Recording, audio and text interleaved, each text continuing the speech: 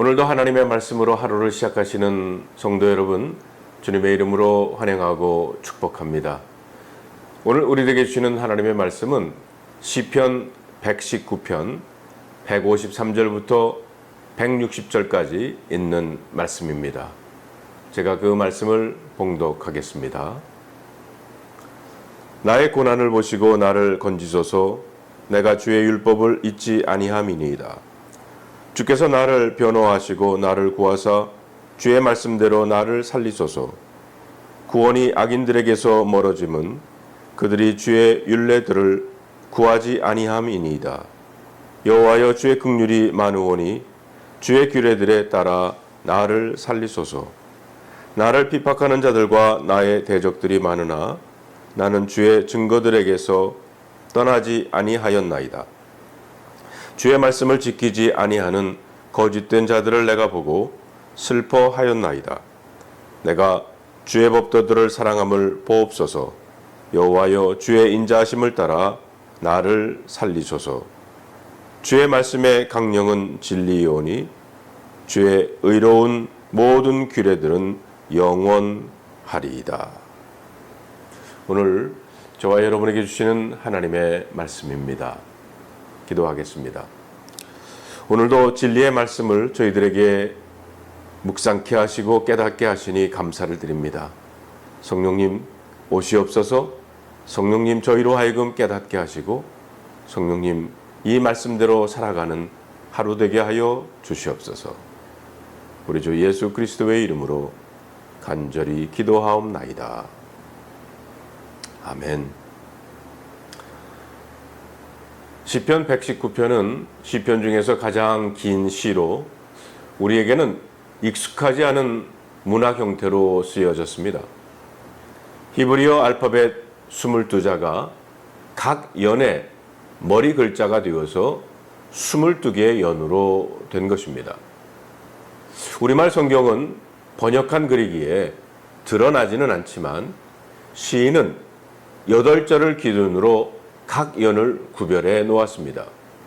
그 안에 주제의 의미를 담고 있는 것입니다.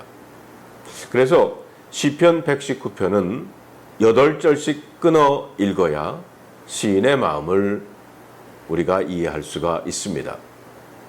시편 119편의 또 하나의 특징은 90절과 122절만 빼고는 하나님의 말씀이란 의미를 가진 히브리 단어가 모두 들어있다는 것입니다.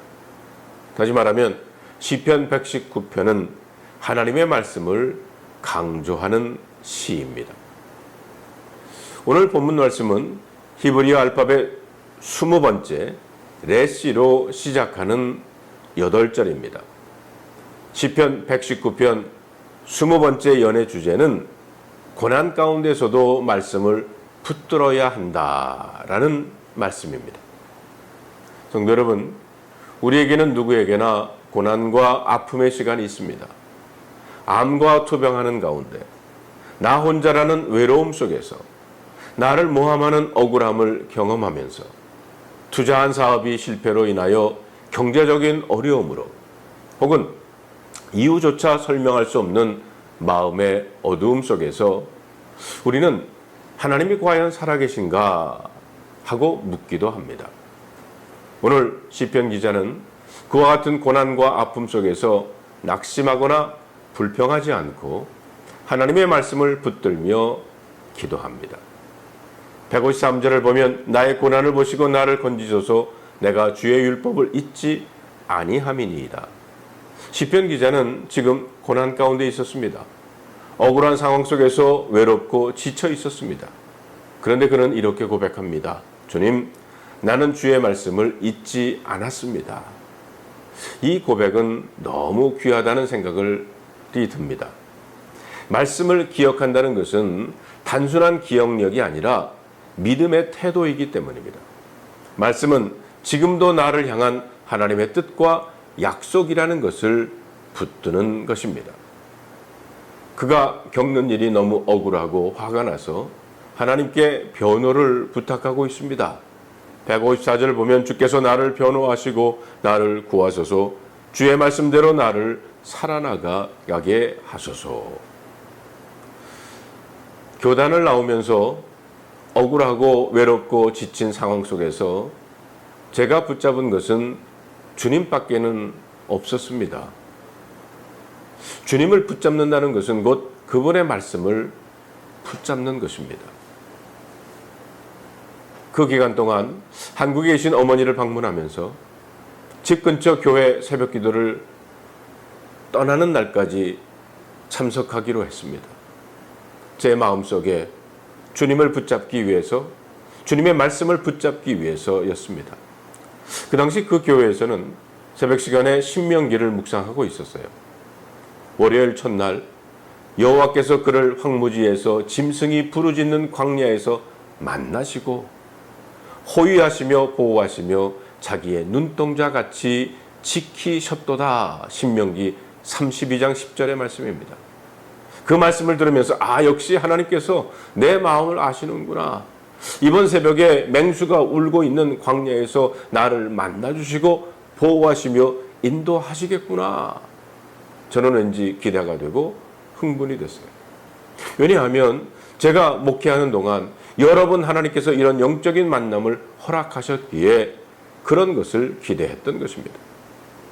그 다음날 이어진 말씀은 이 세대가 진실이 없고 패역한 세대라는 겁니다.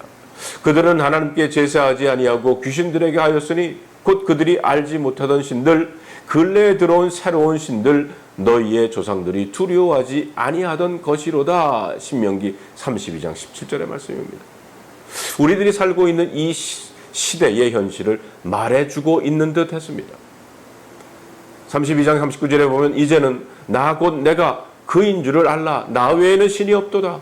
나는 죽이기도 하며 살리기도 하며 상하게도 하며 낫게도 하나니 내 손에서 능히 빼앗을 자가 없다는 것입니다. 이런 어지러운 시대일수록 모든 것이 하나님의 주권 아래에 있다는 겁니다.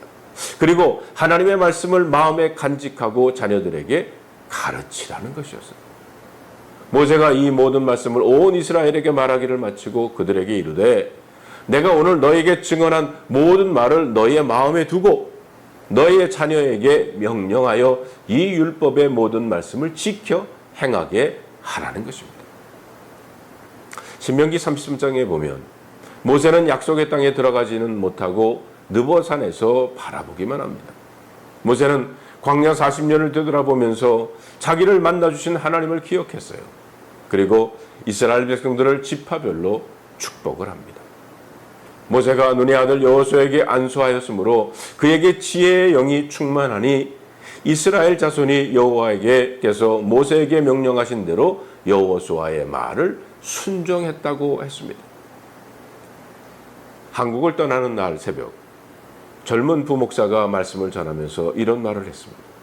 호랑이는 가죽을 남기고 사람은 이름을 남긴다는 말이 있지만 그리스도인은 이름을 남기는 것이 아니라 또 하나의 그리스도인을 남겨야 한다는 것입니다. 이 말씀이 제 마음에 깊이 새겨졌습니다. 그렇다면 이 시점에서 내가 할 일은 무엇일까? 이런 질문을 하면서 어머니 집으로 돌아오면서 지난 5일간 새벽에 하나님께서 전처럼 영적인 체험적인 만남을 주시지는 않았지만 신명기의 말씀을 통해 나를 만나 주셨고 내가 해야 할 사명을 깨닫게 하셨다는 겁니다. 하나님께서 제 마음에 이렇게 말씀하셨습니다. 내가 할 마지막 사명은 사람을 세우는 일이고 다음 세대를 축복하는 것이다. 신명기 말씀이 지쳐 쓰러져 있는 저를 다시 세우시고 살리셨습니다. 오늘 본문의 시인도 그것을 고백하고 있습니다. 시인은 주의 말씀대로 나를 살아나게 하소서라고 기도합니다. 주께서 나를 변호하시고 나를 구하소서 주의 말씀대로 나를 살아나게 하소서. 156절에 보면 여호와여 주의 긍휼이 많으오니 주의 규례를 따라 나를 살아나게 하소서. 159절에 보면 내가 주의 법도들을 사랑함을 보옵소서. 여호와여 주의 인자하심을 따라 나를 살아나게 하소서. 시인은 살아나게 하소서라는 말을 거듭 반복하고 있습니다. 자신의 영혼의 생명줄이 하나님 말씀에 있음을 고백하는 것입니다. 성도 여러분, 말씀은 단순한 교훈이 아니라 고난 속에서 심령을 소생시키는 생명의 능력입니다. 우리는 그 말씀을 통해 살아나는 겁니다. 다시 말하면 말씀은 단순한 위로가 아니라 생명이라는 말씀입니다. 말씀대로 다시 살아나는 은혜가 오늘 우리 모두에게 필요한 줄로 믿습니다. 우리가 아무것도 할 수 없는 그 고난의 때에도 말씀을 기억하는 것이 구원의 끈이 된다는 겁니다. 157절에 보면 나를 핍박하는 자들과 나의 대적들이 많으나 나는 주의 증거들에서 떠나지 아니하였나이다. 대적은 많았고 핍박은 거셌지만 시인은 주의 증거들에서 떠나지 않았다고 고백합니다. 세상이 어지럽고 불의가 득세해도 시인은 하나님의 말씀만을 놓치지 않겠다는 믿음의 고백을 하고 있는 겁니다. 158절에 보면 주의 말씀을 지키지 아니하는 거짓된 자들을 내가 보고 슬퍼하였나이다. 그리고 말씀을 무시하고 거짓에 사는 자들을 보며 슬퍼했다는 겁니다. 여기 슬퍼한다는 것은 말씀을 향한 사랑과 진심 어린 애통의 표현입니다. 그것은 곧 시인의 마음이 하나님의 말씀을 얼마나 사랑하고 아끼는지를 보여주는 증거입니다. 159절에 보면 내가 주의 법도들을 사랑함을 보옵소서 여호와여 주의 인자하심을 따라 나를 살아나게 하소서. 시인은 말씀을 사랑한다고 고백합니다. 사랑하기에 포기할 수 없다는 거예요. 사랑하기에 다시 살아나기를 간구하고 있습니다. 시인은 마지막 절 마무리로 이런 고백을 합니다. 주의 말씀의 강령은 진리이오니 주의 의로운 모든 규례들은 영원하리이다. 여기 강령은 말씀의 본질 핵심을 의미합니다.